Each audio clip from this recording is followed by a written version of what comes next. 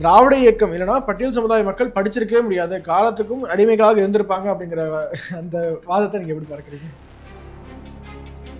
1912 அந்த அமைப்பு ஆரம்பிச்சிலிருந்து அப்புறம் 1916 எத்தனை பள்ளிக்கூடங்களை தலித்துகளுக்காக ஆரம்பிச்சிருக்கீங்க? ஏதாவது ஒன்று சொல்லுங்க. அன்னைக்கு நீதி கட்சியில் இருக்கிற அத்தனை பேருமே சங்கராச்சாரியர் காலில் விழுந்தவங்க தான். இந்த பிடி ராஜன் இருக்காரு இல்லையா, சங்கராச்சாரியர் காலில் விழுந்தவர் தான் அவர். எங்களுடைய வரலாற்றை அவர்கள் மறைத்து விட்டார்கள். வேதனை வெறி இருக்கு எனக்கு, அவங்கள தூக்கி போட்டு மிதிக்கணும் அப்படின்னு சொல்லி. தலித்துகள் இன்னைக்கு என்னென்ன உரிமைகளை பெற்றிருக்காங்களோ அத்தனைக்குமே மூல காரணம் வந்து எம் சி ராஜா சொன்னாங்க. திராவிட இயக்கம் இல்லை, திராவிட இயக்கம் இல்லை. எப்போது இந்த நீதி பெரியார் வந்து தலையெடுக்க ஆரம்பிச்சாரோ அப்பத்திலிருந்து நீங்க பாத்தீங்கன்னா தலித் தலைவர் ஒருத்தர் கூட உருவாக முடியல.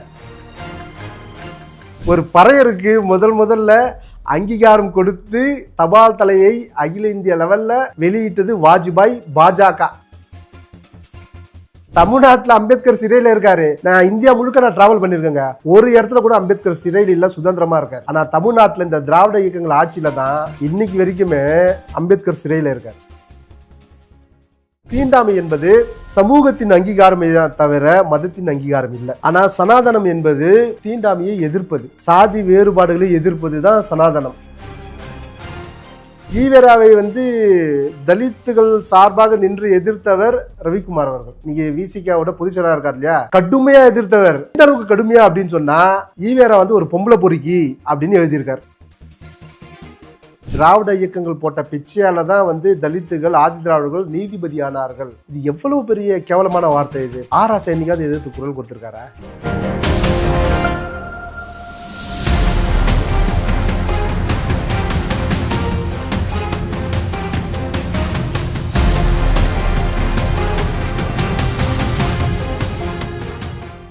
இதுல வந்து எனக்கு கோபப்படுத்திய பல புத்தகங்கள் இருக்கு. ஏன் அப்படின்னு சொன்னா 1916 தென்னிந்திய நல உரிமை சங்கம் ஆரம்பிக்கிறாங்க. அதுல கிட்டத்தட்ட ஒரு 26-27 பேர் அதை ஆரம்பிப்பதற்கு ஒரு கூட்டம் நடத்துறாங்க. அந்த கூட்டத்துல ஒருத்தர் எம் சி ராஜா. சரிங்களா, எம் சி ராஜா இதுக்கு முன்னாடியே 1800களிலேயே தங்களுடைய உரிமைகளுக்காக போராடுவதற்கு ஆதி திராவிடர்கள் என்று சொல்லப்படுகின்ற மக்கள், தலித் மக்கள் அப்பவே அமைப்பு ஆரம்பிச்சுட்டாங்க. இவங்க ஆரம்பிக்கிறதுக்கு 20 வருஷத்துக்கு முன்னாடியே ஆரம்பிச்சிட்டாங்க. அவங்க பத்திரிகைகள் ஆரம்பிச்சிருக்காங்க. கிட்டத்தட்ட ஒரு 15 பத்திரிகை என்னால சொல்ல முடியும். பத்திரிகை ஆரம்பிச்சிருக்காங்க, இயக்கங்கள் ஆரம்பிச்சிருக்காங்க, போராட்டங்கள் நடத்திருக்காங்க, வெள்ளைக்காரனை எதிர்த்து போராட்டங்கள் நடத்திருக்காங்க. நீங்க எங்களை வந்து ஊமென்னு சொல்றீங்க, நீங்க எங்களுக்கு எந்த தலைவரும் இல்லைன்றீங்க. என்னால் 20-25 தலைவர் என்னால் சொல்ல முடியும். எம் சி ராஜால இருந்து, ரெட்டமலை சீனிவாசன் இருந்து, அயோத்திதாசர் இருந்து, பழனிசாமில இருந்து, தண்டபாணில இருந்து பல பேர் என்னால் சொல்ல முடியும். அவ்வளவு பேர் போராடி இருக்காங்க. நான் கேட்குறேன், 1916 நீதி கட்சி ஆரம்பிச்சாங்க. 1919 எம்எல்சி முறையை கொண்டு வராங்க. அதுல 10 பேரை வந்து தலித்துல இருந்து கொண்டு வரணும் அப்படின்னு வெள்ளைக்கார அரசாங்கம் முடிவு பண்ணுது. எப்படி முடிவு பண்ணுது அப்படின்னு சொன்னா, ஏன் முடிவு பண்ணுதுன்னு சொன்னா, ஏற்கனவே ஆதி திராவிட மகாசன சபை அப்படின்னு ஆரம்பிச்சுட்டாங்க. இங்க இந்தியா முழுக்க பல்வேறு சபைகள் ஆரம்பிச்சாங்க. தமிழ்நாட்டில் ஆதி திராவிட மகாஜன சபை அப்படின்னு ஆரம்பிச்சாங்க. இவங்க 1919க்கு முன்னாடியே 1909 ஒரு எப்பயுமே 10 வருஷத்துக்கு ஒரு வாட்டி இந்திய சட்டங்களை ஆய்வு செய்வதற்காக ஒரு அமைப்பு ஒன்று வந்து உருவாக்குவாங்க. சைமன் கமிஷன் மாதிரி ஒரு கமிஷனை உருவாக்குவாங்க. அப்பவே இவங்க அங்கே போய் கடிதம் கொடுத்துருக்காங்க, எங்களுக்கு வந்து நியமன உறுப்பினர் கொடுங்க அப்படின்னு சொல்லி. இந்த அமைப்புகள் அத்தனையுமே போராடி இருக்கு. அந்த போராட்டத்தின் விளைவாகத்தான் 1919 10 பேரை நியமிக்கணும் அப்படின்னு சொல்லி அவங்க சட்டமாக கொண்டு வராங்க. அதில் முதல்ல இங்கே வந்து எம்எல்சி ஆனது எம் சி ராஜா. அவங்க எம் சி ராஜா ஏன் அப்படின்னு, எம் சி ராஜா ஏன் அவங்க நியமிச்சாங்க அப்படின்னா, அவர் தான் தமிழ்நாடு முழுக்க அறிந்த மிகப்பெரிய தலைவராக அன்னைக்கு உருவாகியிருந்தார். இந்த சமூகத்திலிருந்து வந்து பல்வேறு போராட்டங்களை அவர் நடத்தியிருக்கார். அவர் 1916 இந்த நீதி கட்சி ஆரம்பிப்பதற்கு அவரும் உறுதுணையாக இருந்தார். ஆனால் நீங்கள் என்னைக்காவது அதை கேள்விப்பட்டிருக்கீங்களா? அவர் துணைத் தலைவராக இருந்தாருங்க. தென்னிந்திய நல உரிமை சங்கத்துல துணைத் தலைவர் சொல்ல மாட்டாங்க. எம் சி ராஜான்னு ஞாபகம் வந்தோடனே அந்த இயக்கத்தை வெளியேறினார் மட்டும் தான் எனக்கு ஞாபகம். ஆமா, அந்த இயக்கம் உருவாவதற்கு நான் பின்னாடி சொல்றேன். இயக்கம் உருவாவதற்கு அவரை வந்து வச்சுட்டு இருந்தாங்க. அவர் நம்பிட்டு இருந்தாரு இந்த அமைப்பு வந்து நமக்கும் வந்து பயன்படும் அப்படின்னு சொல்லி. ஆனா அவங்க வந்து தன்னுடைய இயக்கம் என்பது பணக்காரர்கள் சார்ந்த இயக்கமா இருந்தது. அப்போ நீங்க அதுல பாத்தீங்கன்னா ஏழை பாழைகள் ஒருத்தர் கூட இருக்கவே மாட்டாங்க. தலித்துகள் சுத்தமா இல்லவே இல்லை. அவங்க நீங்கள் பொப்ளி ராஜாவில் இருந்து எல்லாருமே வந்து பண்ணையார்கள் தான், ஜமீன்தார்கள் தான். நீங்கள் அந்த அவங்களுடைய தலைவர்களுடைய பெயரை நீங்கள் பார்த்தாலுமே புரிஞ்சுப்பீங்க நீங்கள். அப்போது இதை வந்து வெகுஜன இயக்கமாக மாற்றுறதுக்கு ஒரு ஆள் வேணும். அப்போ அப்படி பார்த்தா அன்னைக்கு தமிழ்நாடு முழுக்க அறிந்த தலைவராக, தமிழ்நாடு என்பது கேரளா, ஆந்திரா, கர்நாடகா, ஒரிசாவில் பாதி பகுதி, மகாராஷ்டிராவில் பாதி பகுதி, இது எல்லாம் சேர்ந்து சென்னை மாகாணமாக இருந்தது. அது மெட்ராஸ் மாகாணம் அப்படின்னு சொல்லி இருந்தது. ஸோ அது முழுக்க இவர் வந்து ரொம்ப ஃபேமஸாக இருந்தார். அதனால அவரையும் அழைத்து அதில் சேர்த்தாங்க. ஆனால் அந்த மீட்டிங்கை தவிர கிட்டத்தட்ட வருஷம் வருஷம் ஒரு மாநாடு நடத்தியிருக்காங்க. எதுலேயுமே அவர் கலந்துக்கல, போகவே இல்லை. அவர் என்ன நினைத்தார்னா, தலித்துகளுக்கு ஒரு தனி அடையாளம் தேவை, அது ஆதி திராவிடர் என்கின்ற அடையாளம் தேவை என்கின்ற காரணத்தினால ஒரு தனித்த அடையாளத்தோடு அவர் செயல்பட்டு வந்தார். 19 அவர் எம்எல்சி ஆகிறாரு. 20 தான் நீதி கட்சி வந்து பொறுப்பை ஏற்றுக்குது. 21 அவங்க வந்து முதல் கம்யூனல் ஜீவோ ஒன்று கொண்டு வராங்க. அதுதான் நாங்கள் இடஒதுக்கீடை கொடுத்தோம் அப்படின்னு சொல்லி. அந்த கம்யூனல் ஜீவோ பார்த்தீங்கன்னா அதுக்கு முன்னாடியே வந்து இவங்களுக்கு வந்து இடஒதுக்கீடு கொடுக்கணும்னு சொல்லி தலித் அமைப்புகள் வந்து பெரிய போராட்டங்கள்லாம் நடத்தியிருக்கு. அயோத்திதாசர்லேருந்து அத்தனை பேருமே போராடி இருக்காங்க. நீங்கள் அதில் பார்த்தீங்க அப்படின்னா யாருக்கு இடஒதுக்கீடு கொடுக்கணும் அப்படின்னு சொல்லி அதில் போட்டிருப்பாங்க. இன்றைக்கி நம்ம சொல்கிறோம் இல்லையா, இடபிள்யூஎஸ் வந்து பாஜக கொண்டு வந்து விட்டது, அதில் பிராமணர்களுக்கு வந்து இடஒதுக்கீடு கொடுத்துட்டாங்க அப்படின்னு சொல்கிறாங்க இல்லையா. இதற்கு தாய் யார் அப்படின்னு சொன்னால் நீதி கட்சி தான். முதல்ல அவங்க 1921 அந்த இடஒதுக்கீடு முறையை அவங்க வந்து கொண்டு வராங்க. அவங்க ஒரே ஒரு துறைக்கு மட்டும் அவங்க கொண்டு வராங்க. அதில் பார்த்தீங்கன்னா முதல்ல இருக்கிறது பார்ப்பனர்கள், அவங்களுக்கு இவ்வளோ % இடஒதுக்கீடு. 2வது பார்ப்பனர் அல்லாதவர், நான் பிராமின்ஸ் ஆங்கிலத்தில், அவங்களுக்கு. 3வது முஸ்லீம்கள், 4வது கிறிஸ்தவர்கள், 5வது என்ன போட்டாங்க தெரியுங்களா, அதர்ஸ். அதர்ஸ்னா யாரு? தீண்டப்படாதவர்கள், தாழ்த்தப்பட்டவர்கள். அப்போது உங்களுடைய எண்ணம் என்னவா இருக்குது? நீதி கட்சி தலைவருடைய எண்ணம் நான் பிராமின்ல வந்திருக்கணும் அவங்க இல்லையா. பிராமணர்களுக்கு அடுத்தது நான் பிராமணர்கள் நீங்கள் தனியாக போடுறீங்களே, அதுலேயே வந்திருக்கணும். நீங்கள் அதில் கூட சேர்க்கலை. நீங்கள் நான் பிராமின்ல கூட நீங்கள் தலித்துகளை சேர்க்கலை. அவங்க பேரை டைரெக்டாக சொல்ல, நேரடியாக அவங்க பேரை சொல்ல, தாழ்த்தப்பட்டவர்கள் அவன் சொல்ல. அந்த காலத்தில் தாழ்த்தப்பட்டவர்களாக இருந்தது. அந்த பேரை கூட சொல்லாமல் அதுவே ஒரு தீண்டாமை தான். அந்த பேரை சொல்கிறது கூட அவங்க தயக்கப்படுறாங்கன்னா பார்த்துங்க. ஏனையோர், தமிழில் பார்த்தீங்கன்னா ஏனையோர், ஆங்கிலத்தில் பார்த்தீங்கன்னா அதர்ஸ்ன்னு போட்டிருந்தாங்க. ஆனால் அது செயல்படவே இல்லை. அது ஏன்னா அவங்களுக்கு இன்ட்ரெஸ்ட் இல்லை. முதல்ல இந்த நீதி கட்சி ஆட்சியாளர்களுக்கு இன்ட்ரெஸ்டே இல்லை, அது செயல்படுத்தவே இல்லை. 1927 தான் முத்தையா முதலியார் அவருடைய தலைமையில் ஒரு முழுமையான கம்யூனல் ஜீவோ கொண்டு வராங்க. இந்த முத்தையா முதலியார் யாருன்னு பார்த்தா ஏற்கனவே அவர் வந்து காங்கிரஸ்லேருந்து, சுயராஜ்ய கட்சியிலேருந்து வந்தவர். அப்போ யாருடைய ஆட்சி நடந்தது? அப்போ சுப்புராயன் ஆட்சி நடந்தது. நீதி கட்சி ஆட்சி இல்லை. இவங்க அப்படியே வரலாற்று புரட்டுவாங்க. இவங்க நீதி கட்சி ஆட்சியில் கொண்டு வந்தது அது சுப்புராயன் ஆட்சி. அது சுயேட்சை ஆட்சின்னு சொல்லுவோம் நம்ம அதை. ஆனால் இவங்க அதை நீதி கட்சி ஆட்சியாக அவங்க சொல்லுவாங்க. அதில் இன்னொரு பெரிய காமெடியானா, சேது ரத்ன ஐயர்னு ஒருத்தர் இருந்தார் அதில் அமைச்சராக. முத்தையா முதலியார் 2 அமைச்சர், ஒரு முதலமைச்சர், 3 பேர் தான். அதில் ஒருத்தர் ஐயர், ஒருத்தர் முதலியார், ஒருத்தர் சுப்பராயன். இவங்க கொண்டு வந்த இடஒதுக்கீடு தான் அது. அப்போ இடஒதுக்கீடுக்கு இவங்க வந்து என்ன உரிமை கொண்டாட முடியும்? ஒரு உரிமையும் கொண்டாட முடியாது. அது ஒன்று. 2வது 1921 எம்சி ராஜா இந்த நீதி கட்சியை விமர்சிக்க ஆரம்பிச்சிடுறார். ஏன்னா இவர் வந்து சட்டமன்றத்தில் கேள்வி கேட்கிறாரு, எங்கள் பசங்கள்லாம் வந்து ரொம்ப ஏழ்மையாக இருக்காங்க, அதனால் வந்து ஸ்காலர்ஷிப்பை வந்து நீங்கள் அதிகப்படுத்தி கொடுக்கணும் அப்படின்னு கேட்கும்போது, ஏபி பாத்ரோ அப்படின்னு அமைச்சர் இருக்கார். அவர் என்ன சொல்கிறாரு, எல்லா சாதியிலேருந்து தான் ஏழை இருக்காங்க, உங்கள் சாதியில் மட்டும் தான் ஏழை இருக்காங்களா, அப்படிலாம் தர முடியாது அப்படின்னு சொல்லிடுறாரு. புரியுதுங்களா நீங்கள்? அதாவது இடபிள்யூஎஸ் அவர் அப்போவே செயல்படுத்தியிருக்காங்க அவங்க. ஆனால் பாஜக கொண்டு வந்து எதிர்க்கிறாங்க. ஆமாம். இல்லை, இன்னொன்று நீங்கள் பட்டியலினத்தவரை பற்றி பேசுனாலும் கேட்குறேன். நாங்கள் மட்டும் இல்லைனா, திராவிட இயக்கம் இல்லைனா பட்டியல் சமுதாய மக்கள் படிச்சிருக்கவே முடியாது, காலத்துக்கும் அடிமைகளாக இருந்திருப்பாங்க அப்படிங்கிற அந்த வாதத்தை நீங்கள் எப்படி பார்க்குறீங்க? நான் கேட்குறேங்க, ஒரே ஒரு கேள்வி நான் கேட்குறேன். 1912 இவங்க வந்து ஒரு அமைப்பு ஆரம்பிக்கிறார். சி நடேசனார் ஒரு அமைப்பு ஒன்று ஆரம்பிக்கிறார். அவர் திராவிட இல்லமோ பார்ப்பனர் அல்லாதவர் இல்லமோ ஏதோ ஒன்று, திராவிட சங்கம்னு ஏதோ ஒன்று ஆரம்பிக்கிறார். நீங்கள் 1912 அந்த அமைப்பு ஆரம்பிச்சிலேருந்து அப்புறம் 1916 எத்தனை பள்ளிக்கூடங்களை தலித்துகளுக்காக ஆரம்பிச்சிருக்கீங்க? ஏதாவது ஒன்று சொல்லுங்கள். இந்த ஊரில் நாங்கள் தலித்துகளுக்காக பள்ளிக்கூடம் ஆரம்பித்தோம், ஏதாவது ஒன்று சொல்லுங்கள். சொல்ல முடியுமா அவங்களால? சொல்லலாம் முடியாது. ஏன்னா அந்த மாதிரி ஆரம்பிக்கவே இல்லை. அந்த மாதிரி இவங்க என்ன சொல்கிறாங்கன்னா, நாங்கள் வந்து அரசாங்க பள்ளிக்கூடங்களுக்கு வந்து நாங்கள் மாணவர்களை சேர்ப்பதற்கு உதவி செஞ்சோம், ஸ்காலர்ஷிப் பண்ணோம் அப்படின்னு. இதை எல்லாமே தானாக முன் வந்து செஞ்சுருந்தா அது அவங்களுடைய சாதனைன்னு நான் சொல்லுவேன். நான் யாருமே கேட்கலங்க. எனக்கு மனசு வலிக்குது, இவன் வந்து தாழ்த்தப்பட்டிருக்கான், கல்வியே இல்லாமல் இருக்கான், அதனால நான் இவனுக்கு செய்கிறேன், கல்வி கொடுக்குறேன் அப்படின்னா இவருடைய சாதனைன்னு சொல்லலாம். நான் போராடி இருக்கேன், இவனுக்கு கல்வி கொடுங்க அப்படின்னு நான் போராடி இருக்கேன், எனக்கு கல்வி கொடுங்க நான் போராடி இருக்கேன். அதை பார்த்துட்டு நான் இவனுக்கு கல்வி கொடுக்கலன்னா எனக்கு கெட்ட பேர் வந்துடும், கவர்மெண்ட்டுக்கு கெட்ட பேர் வந்துடும் அப்படின்னு சொல்லி நீங்கள் கொடுத்தீங்கன்னா அது உங்களுடைய சாதனையான்னு கேட்குறேன் நான். ஏற்கனவே அதை கொடுக்க ஆரம்பித்திருந்தது வெள்ளைக்கார அரசாங்கம். அது ஏன்னா அவ்வளவு போராட்டங்களையும் நாங்கள் நடத்திட்டு இருக்கோம். நாங்கள் MC ராஜாவிலிருந்து ரட்டமலை சீனிவாசன்லேருந்து எல்லாருமே போராடி இருக்காங்க. அதனுடைய விளைவு தான், அதனுடைய தாக்கம் தான், அதனுடைய அழுத்தத்தின் காரணமாக தான் இவங்க சில விஷயங்களை செய்கிறாங்க. அது கூட பல்வேறு பிரச்சனைகள். இவங்க வந்து ஜீவோ போட்டுட்டா கூட அது முழுமையாக நடைமுறைப்படுத்தப்படவில்லை.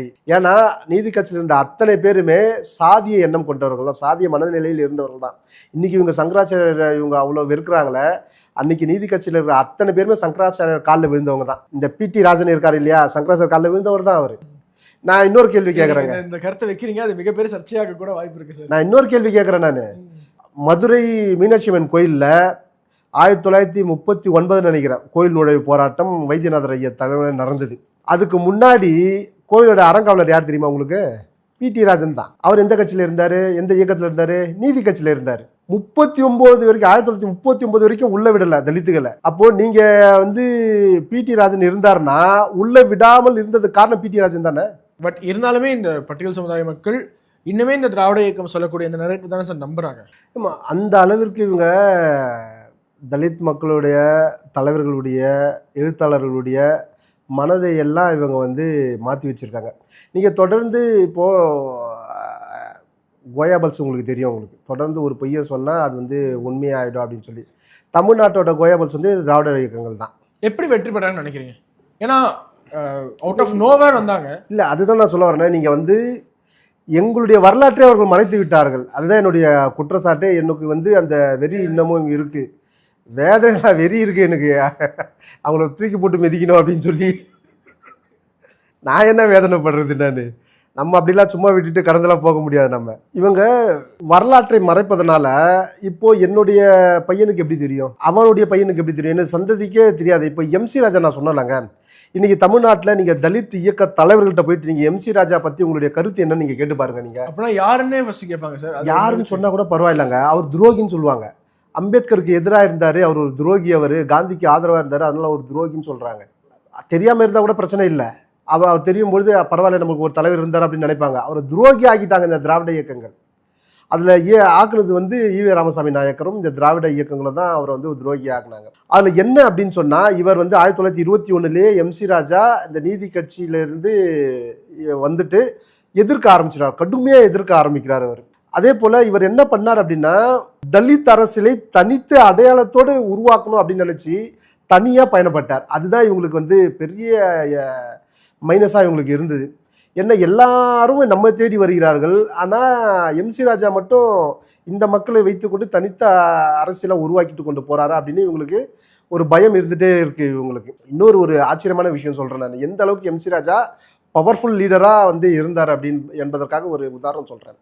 1926 அகில இந்திய லெவலில் ஒரு தலித் அமைப்பை உருவாக்குறாங்க. அந்த அமைப்புக்கு யார் தலைவராக கொண்டு வரணும்னு சொல்லி எல்லா மாநிலத்திலும் இருக்கின்ற தலித் தலைவர்கள் சேர்ந்து முடிவு எடுக்கிறாங்க. யார் எடுத்தாங்க தெரியுமா? MC ராஜா. இந்தியாவில் இருக்கிற அத்தனை தலித் தலைவர்களும் ஒன்றாக முடிவு செய்து தேசிய தலைவராக ஒரு தமிழ்நாட்டை சார்ந்த MC ராஜாவை தலைவராக உருவாக்குறார்கள், தேர்ந்தெடுக்கிறார்கள். அப்படின்னா அவர் எந்த அளவுக்கு வந்து பவர்ஃபுல் லீடராக இருந்திருப்பார் நீங்கள் பார்த்துங்க. 1926 நான் சொல்றது. துணைத் தலைவர் யாரை தெரியுமா தேர்ந்தெடுத்தாங்க? புரட்சியாளர் அம்பேத்கர். அந்த மீட்டிங்க்கு அவர் வரல, ஆனால் எடுத்தாங்க. 2 வருஷத்துக்கு ஒரு தடவை இந்த தலைவரை வந்து மாற்றுவாங்க. 2வது முறையாக யாரை தேர்ந்தெடுத்தாங்க தெரியுமா? அதே MC ராஜாவை தான் தேர்ந்தெடுத்தாங்க. அப்பவும் துணைத் தலைவராக அம்பேத்கரை தேர்ந்தெடுக்கிறாங்க. அப்போ அம்பேத்கருடைய ஆதரவாளர்கள்லாம் வந்து என்ன சொல்கிறாங்க அப்படின்னா, 2 தலைவரை வைங்க. ஏன்னா அப்போ அம்பேத்கர் வந்து ஒரு பெரிய தலைவராக உருவாகிட்டார், அவர் போராட்டங்கள்லாம் நடத்தி உருவாகிட்டார் அவர். அதனால் 2 தலைவரையும் வந்து தலைவர் போஸ்ட்டில் வைங்க அப்படின்றாங்க. மற்ற எந்த மாநிலத்திலும் இருக்கின்ற தலைவர்கள் அது ஏற்றுக்கவே இல்லை, ஒரே தலைவர் தான் இருப்பார், அது MC ராஜா மட்டும்தான் அப்படின்னு சொல்லி. அப்போனா எந்த அளவுக்கு MC ராஜா பவர்ஃபுல் லீடராக இருந்திருப்பார் நீங்கள் பார்த்துக்குங்க.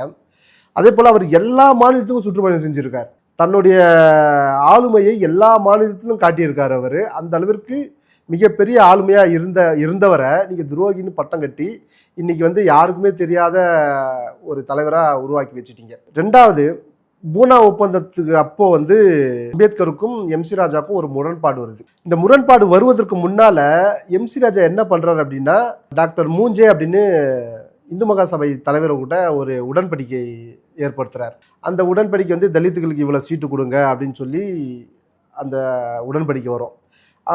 எம் சி ராஜா என்ன கேட்குறாரு அப்படின்னா, மக்கள் தொகை அடிப்படையில் நீங்கள் வந்து சீட்டு ஒதுக்குங்க அப்படின்னு கேட்குறாரு அவர். அதுக்கப்புறம் வந்து அவர் என்ன சொல்கிறாருன்னா, தனித்தொகுதி வேணும் எனக்கு அப்படின்னு சொல்லி எம் சி ராஜா தான் முதல்ல தலித்துகளுக்காக தனித்தொகுதியை கேட்குறாரு அவர். அம்பேத்கர் அப்போ என்ன கேட்டார் அப்படின்னா, கூட்டு தொகுதியை கேட்குறாரு. இன்னைக்கு இருக்கு இல்லையா கூட்டு தொகுதி, அதை கேட்குறாரு அம்பேத்கர். வாக்குரிமையுடன் கூடிய கூட்டு தொகுதி வேணும் அப்படின்னு அம்பேத்கர் கேட்குறாரு. இவங்க 2 பேருக்குமே இது முரண்பாடு. இவர் தனி தொகுதி கேட்குறாரு, இவர் வந்து கூட்டு தொகுதி கேட்குறாரு. 2 பேருக்கே முரண்பாடு இது. அதுக்கு பிற்பாடு இவர் மூஞ்சை கூட இந்த உடன்படிக்கை போகிறாரு. அந்த உடன்படிக்கை வந்து யாருமே அதை ஏற்றுக்கல.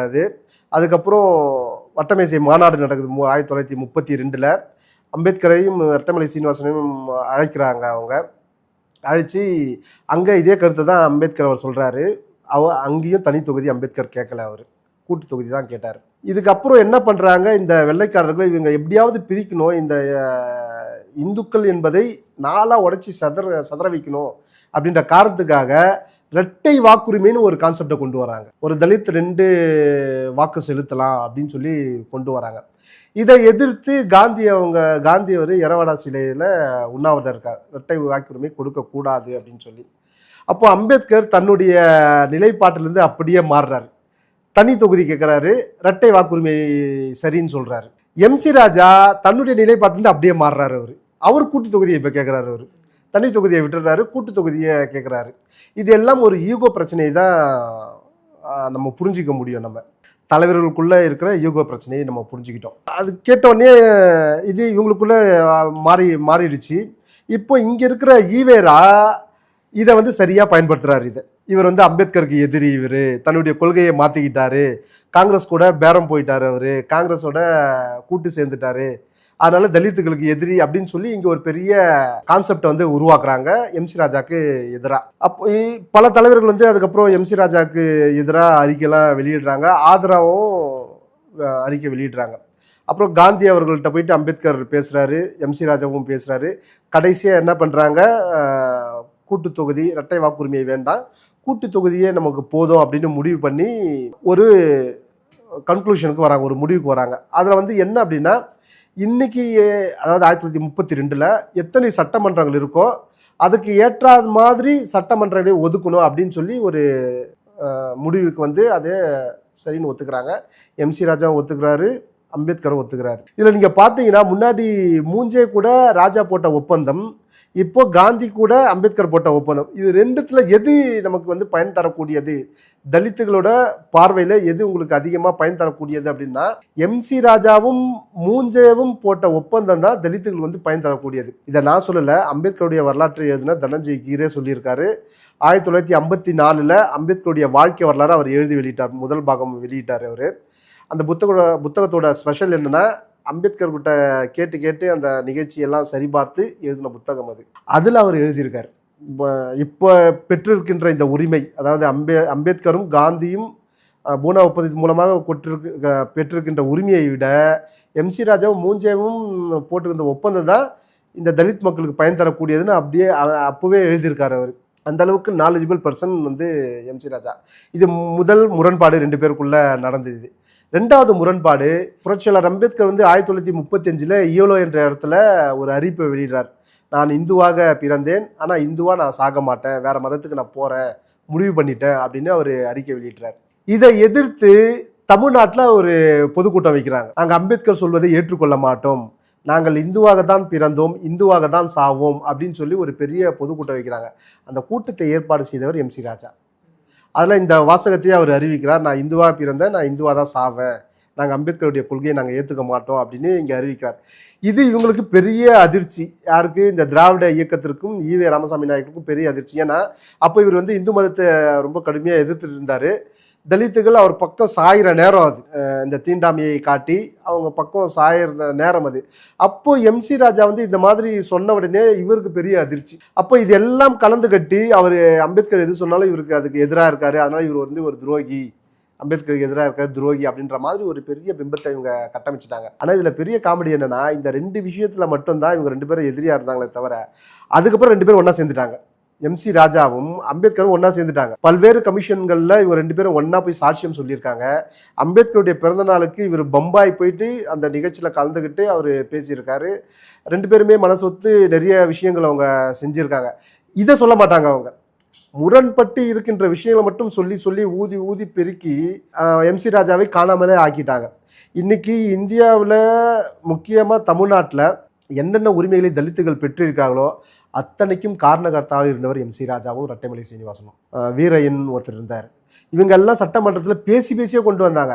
நீர்நிலையில் தண்ணீர் எடுப்பதற்கும் தெருவில் நடப்பதற்கும் உயர் சாதி வாழ்கின்ற பகுதியில் தெருவில் நடப்பதற்கும் தடை இருந்தது 1924 வரைக்கும். அதை உடனடியாக நீக்கணும்னு சொல்லி மசோதாவை கொண்டு வந்த ரெட்டமலை சீனிவாசன். அதே போல் கல்பாத்தின்னு ஒரு இடம் இருக்குது, அங்கே இதே போல் ஒரு பிரச்சனை இருந்தது, அதுக்கு ஒரு மசோதாவை கொண்டு வந்தவர் வீரையன் அவங்க. நீங்கள் பார்த்தீங்கன்னா இந்த மாதிரி தீண்டாமை ஒழிக்கணும் அப்படின்னு சொல்லி 2 முறை சட்டம் கொண்டு வந்தவர் எம்சி ராஜா அவர்கள். நீங்கள் அவருடைய சட்டமன்ற உரைகள்லாம் நீங்கள் பார்த்தீங்கன்னா அவ்வளவு பேசியிருக்காரு, அவ்வளவு கேள்வி பதில் வந்திருக்கு. அதில் இந்த இடத்துல நீங்கள் உதாரணத்துக்கு நான் சொல்கிறேன், சிதம்பரத்தில் நகராண்மை கழகத்தில் தலித்தை நீங்கள் தலைவராக போடலை, ஏன் போடலை அப்படின்னு கேள்வி கேட்பாரு. அவங்க பதில் சொல்லுவாங்க, ஏன் போடலை அப்படின்னு. போடலைன்னா ஏன் போடலை, எப்போ போடுவீங்க நீங்கள், அந்த மாதிரி நீங்கள் அவருடைய சட்டமன்ற உரைகள் பார்த்தீங்கன்னா ரொம்ப ஆச்சரியம். சின்ன சின்ன விஷயங்களையும் கூட அவர் சட்டமன்றத்தில் கேள்விகளாக எழுப்பி அதை சரி செய்யணும்னு பார்த்துருக்காரு அவர். அந்த அளவிற்கு பார்த்து பார்த்து செஞ்ச ஒரு தலைவரை நீங்கள் அம்பேத்கருக்கு எதிராக நின்னார், 2 விஷயத்தில் நின்னார் என்ற காரணத்துக்காக அவரை ஒழிச்சு கட்டிட்டீங்க, துரோகி பட்டம் கட்டிட்டீங்க. காரணம் என்னன்னா, அவர் தலித்துகளுக்காக தனித்த அடையாளத்தோடு இருக்கணும்னு சொல்லி போராடினவர் அவர். அதனால நீங்கள் அவரை காலி பண்றீங்க. அப்போ அந்த மாதிரி தலைவரை காலி பண்ணும்பொழுது எனக்கு வலிக்கும். ஏன்னா அவருடைய வாரிசு நான், மிகப்பெரிய தலைவராக இருந்தார், அவரை காலி பண்ணீங்க. வீரையன் ஒருத்தர் இருந்தார், கோயம்புத்தூர்காரர், அவரும் சட்டமன்ற நியமன உறுப்பினர் இருந்தார், அவரை காலி பண்ணீங்க. நீங்கள் பாருங்களேன், யாராவது நீங்கள் எந்த தலைவராக எடுத்துக்கொண்டாலும் சரி, நீங்கள் எதாவது இப்போ இருக்கிற தலைவர்களை நீங்கள் போய் கேட்டு பாருங்களேன், தலித் லீடர்கள் என்னங்க பண்ணாங்க, ஒருத்தருக்கும் தெரியாது, யாருக்குமே தெரியாது என்ன பண்ணாங்க அப்படின்னு. நான் அதனால தான் இப்போது 1 வருஷத்துக்கு முன்னாடி எம்சி ராஜா மறைக்கப்பட்ட ஆளுமைன்னு சொல்லி கிட்டத்தட்ட ஒரு 400 பக்க அளவில் ஒரு புத்தகம் எழுதி வெளியிட்டேன் நான். அதில் அவர் செஞ்ச அத்தனையுமே நான் கொண்டு வந்திருக்கேன் நான். இப்போ என்னுடைய அடுத்த ப்ராஜெக்டே அவர் சட்டமன்ற உரைகள் தமிழில் மொழிபெயர்த்து, நீங்கள் ரொம்ப ஆச்சரியம் பார்த்தீங்கன்னா 1000 பக்கம் வரும். அவர் சட்டமன்ற உரைகள் மட்டும் பார்த்தீங்க அப்படின்னா 1000 பக்கம் வரும். அம்பேத்கருக்கு முன்னாடி லண்டனில் போயிட்டு தலித்துகளோட பிரச்சனையை பேசியிருக்காரு அவர். சைமன் கமிஷனில் ஒரு மெம்பர் அவர், யாருக்குமே தெரியாது. இந்தியா முழுக்க ட்ராவல் பண்ணியிருக்காரு அவர். இப்போ பெண்கள் விஷயத்தில் அவர் வேலை செஞ்சுருக்காரு அவர். தலித்து விஷயம் அத்தனை வேலை செஞ்சுருக்காரு அவர். இன்றைக்கி அதான் நான் சொன்னேன் இல்லையா, தலித்துகள் இன்றைக்கி என்னென்ன உரிமைகளை பெற்றிருக்காங்களோ அத்தனைக்குமே மூல காரணம் எம்சி ராஜான்னு சொல்லலாம். நீங்கள் திராவிட இயக்கம் இல்லை, எம்சி ராஜா மட்டுமல்ல, தாத்தா ரெட்டமலை சீனிவாசன்லேருந்து அயோத்திதாசன்லேருந்து அத்தனை பேருமே வேலை செஞ்சுருக்காங்க. மேயர் சிவராஜிலிருந்து, மீனம்பாள் சிவராஜிலிருந்து கிட்டத்தட்ட 20 லீடர் என்ன கடகன்னு சொல்ல முடியும். இப்போ கூட பார்த்தேன் சார், இந்த மவுண்ட் ரோட்ல பார்த்தீங்கன்னா அங்கே மாணவர் தங்கும் விடுதிக்கு எம்சி ராஜா விடுதி என்று தான் தமிழ்நாடு அரசு பேரை சொல்லியிருக்காங்கன்னு நினைக்கிறேன் சார். நீங்கள் பார்த்தீங்க அங்கே அவருடைய சிலை இருக்கா? இல்லை, பேர் மட்டும் தான் இருக்குது. பேர் மட்டும் இருக்குது, சிலை இல்லை. ஏன் அப்படின்னா, தமிழ்நாட்டில் முதல்ல இரவு பாடசாலையை ஆரம்பித்தவர் எம்சி ராஜா தலித்துகளுக்காக. அங்கே நுங்கம்பாக்கத்தில் ஆரம்பித்தார். அப்போது அவர் பல்வேறு இடங்களில் ஆரம்பித்தார், நுங்கம்பாக்கத்தில் அதை ஆரம்பித்தார் அவர். அதனால் அந்த இடத்துல அங்கே பில்டிங் கட்டி அவருடைய பேர் இதுக்கு முன்னாடி இவங்க இல்லை, இதுக்கு முன்னாடி வச்சுட்டாங்க. பட் இன்றைக்கி வரைக்கும் அவருடைய சிலையை இன்னும் விற்காமே இருக்கிறாங்க. நீ அப்படி பார்த்தீங்க அப்படின்னா, எம்சி ராஜா வாழ்ந்த வீடு இதில் இருக்குது, ஆலந்தூரில். அந்த தெருக்கு முன்னாடி எம்சி ராஜா பேர் இருந்தது, எம்சி ராஜா தெரு அப்படின்னு. இன்றைக்கி நீங்கள் போய் பாருங்கள், வெறும் ராஜா தெருன்னு இருக்குது. அந்த எம்சியை எடுத்துட்டாங்க. ஏன்னா எம்சின்னு வச்சா அவர் யாருன்னு கேட்பாங்க இல்லையா, ராஜா தெருன்னா எவனோ ஒருத்தன். எம்சினி நான் ஆணையராக இருக்கும்போது மேயருக்கும் முதலமைச்சருக்கும் ஒரு கடிதம் எழுதினேன் நான். கமிஷனருக்கும், சென்னை கமிஷனர், கார்பரேஷன் கமிஷனருக்கும், அந்த தெருவுக்கு நீங்கள் எம்சி ராஜா பேர் வையுங்க அப்படின்னு. 1 வருஷம் ஆயிடுச்சு, 2 வருஷம் ஆயிடுச்சு, இன்றைக்கி வரைக்கும் வைக்க மாட்டாங்க அவங்க. அப்போ அவங்க தெளிவாக இருக்காங்க, தலித்துகளுடைய அடையாளத்தை மறைக்கணும் அப்படின்னு சொல்லி. அப்போ நமக்கு வெறி வருமா? இது மட்டுமல்ல, அவ்வளவு கொடுமையில் இவங்க செஞ்சுருக்காங்க. இவங்க நீங்கள் 1916 1940-45 வரைக்கும் கிட்டத்தட்ட 20-30 தலைவர்கள் இருந்திருக்காங்க. இன்றைக்கி ஒரு தலைவர் உருவாக முடியலங்க. எப்போது இந்த நீதி பெரியார் தலையெடுக்க ஆரம்பித்தாரோ அப்போத்துலேருந்து நீங்கள் பார்த்தீங்கன்னா தலித் தலைவர் ஒருத்தர் கூட உருவாக முடியல. ஒருத்தர் உருவாக முடியல. இப்படி உருவாகினாங்கன்னா அவங்களுடைய இணைச்சி அவங்க காலி பண்ணிடுவாங்க. நீங்கள் திருமாவளவன் தனியாக இருக்கிற வரைக்கும் அவர் வந்து பெரிய ஆளுமையாக இருந்தார். திராவிட இயக்கத்துலேயும் இந்த திமுகலையும் எப்போ சேர்ந்தாரோ இப்போ திமுகவின் ஒரு எஸ்சி அணி அவர், அவ்வளோதான். அந்த திமுகவில் இருக்கிற ஷெட்யூல்டு கேஸ்ட் அணி அவர், அணிக்கு ஒரு தலைவர் அவர், அப்படி தான் அவர். இப்போது அவர் வந்து விடுதலை சிறுத்தைகள் தலைவர் இல்லை, அவர் ஒரு அணியோட திமுகவுடைய எஸ்சி அணியோட தலைவர் அவர், அப்படி தான் செயல்பட்டு வர்றாரு. அதை மீறி அவரால் செயல்பட முடியாது. அவரால் தனியாக வந்தால் தான் செயல்படுவார். ஏன்னா அவங்க வந்து எப்பயுமே தன் எதிரில் இருக்கவங்கள வளர விடாமல் தன் கூட சேர்த்து அவங்கள காலி பண்ணுற அந்த யுக்தி வந்து கைவந்த கலை. அந்த வகையில் இந்த திராவிட இயக்கங்கள் வந்து ஆதி திராவிடர் அரசியலை மழுங்கடித்தவர்கள், அதை காலி பண்ணுவங்க இவங்க தான். இன்றைக்கி வரைக்கும் மீள முடியாமல் இருக்க. இன்றைக்கி வரைக்கும் வரலாறு மட்டுமல்ல, அரசியலும் இவங்க காலி பண்ணி விட்டாங்க. நீங்கள் பாருங்கள், இவங்க இப்போ தான் வந்து 3 அமைச்சர் கொடுத்துருக்காங்க இல்லையா? இப்போ லாஸ்ட்டாக ஒரு 2 வருஷமாக தான். அதுக்கு முன்னாடி ஏதாவது ஒரு தலித் எம்எல்ஏ பிடபிள்யூடி அமைச்சராக வந்திருக்காரா? இல்லை, இதை கூட போன தடவை அண்ணாமலை அவர்கள் வந்து லிஸ்ட் எடுத்து படித்தார். கடைசியிலேருந்து நம்ம பார்த்தோம்னா லாஸ்ட் 10 கூட தான் 3 அமைச்சர் இருந்தாங்க பட்டியல் சமுதாயத்தை சேர்ந்தவங்க. அது கூட இப்போ சொல்கிறேன், இப்போ தான் கல்வித்துறை அமைச்சர்லாம் போட்டிருக்காங்க. இதுக்கு முன்னாடி சொல்கிறேன், இதுக்கு முன்னாடி அவங்க வந்து ஆதி திராவிடர் நலத்துறைக்கு மட்டும்தான் போடுவாங்க இவங்க, அதை தவிர இவங்க போட மாட்டாங்க. ஆனால் பிஜேபி வந்து இவங்க என்ன சொல்லுவாங்கன்னா, அது பாப்பாங்கட்சி, பிராமணர் கட்சி, ஆதிக்க சாதி கட்சி, உயர் சாதி கட்சின்னு சொல்லுவாங்க. நான் சொல்கிறேன், அவங்க சவால் விட்டு சொல்கிறேங்க. 2000 முதல்ல வாஜ்பாய் கவர்மெண்ட் வந்தது இல்லையா? எத்தனை தலித்துகளுக்கு அமைச்சர் கொடுத்தாங்கன்னு யாருக்காவது தெரியுமா? இங்கே 10 பேருக்கு கொடுத்தாங்க, 10 பேருக்கு. 2014 முதலாக பாரத பிரதமர் நரேந்திர மோடி ஆட்சிக்கு வந்த உடனே 12 தலித்துகளுக்கு அமைச்சர் பதவி, 12 தலித்துகளுக்கு. 2வது தடவை வந்தார், 3வது தடவை வந்துட்டார், 3 தடவை 12 பேருங்க. 3 பேருக்கு கேபினெட் அந்தஸ்து, மீதிலாம் எம்ஓஎஸ். எல்லாருமே வேற வேற ப்ரொஃபைல், எல்லாருமே வேற வேற துறைகளை சார்ந்தவங்க. அதை விட அதிசயம் என்ன தெரியுங்களா? லா மினிஸ்டர் இருக்கார் இல்லையா? முன்னாடி காங்கிரஸ்ல அம்பேத்கர் தான் முதல் லா மினிஸ்டர், சட்டத்துறை அமைச்சர்.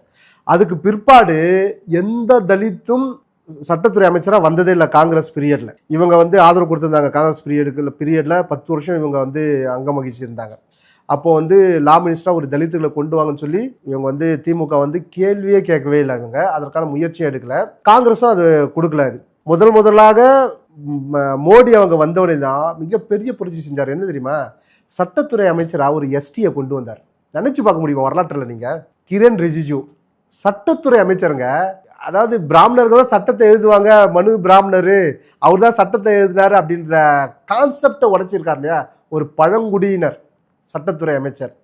2வது பீரியட்ல ஒரு எஸ்சி சட்டத்துறை அமைச்சர். இப்போ அம்பேத்கருக்கு பிறகு ஒரு எஸ்சி சட்டத்துறை அமைச்சராக இருக்கிறார் என்று சொன்னால் அதற்கு மோடி தான் காரணம். இது வந்து பெரிய சாதனைங்க. இது அதை விட பெரிய சாதனை நான் சொல்றேன். பார்லிமெண்டரி அஃபேர்ஸ் ஒன்று இருக்கு இல்லையா? அது வந்து ரொம்ப முக்கியமான துறை, உங்களுக்கு தெரியும். இப்போது இணையமைச்சர் எல்முருகன் அவர்கள். அது மட்டும் இல்லைங்க, மொத்தம் அதுக்கு 3 அமைச்சர் இருக்காங்க. ஒரு கேபினெட், 2 இணை அமைச்சர் இருக்காங்களே. 3 பேரும் யார் தெரியுமா? கேபினெட் வந்து ரிஜிஜு, கிரண் ரிஜிஜு எஸ்டி, இன்னும் 2 பேர் எம்ஓஎஸ், அர்ஜுன் ராம் மேக்வால், எல் முருகன். ஒரு துறையே இவங்க கிட்ட கொடுத்துறாங்க.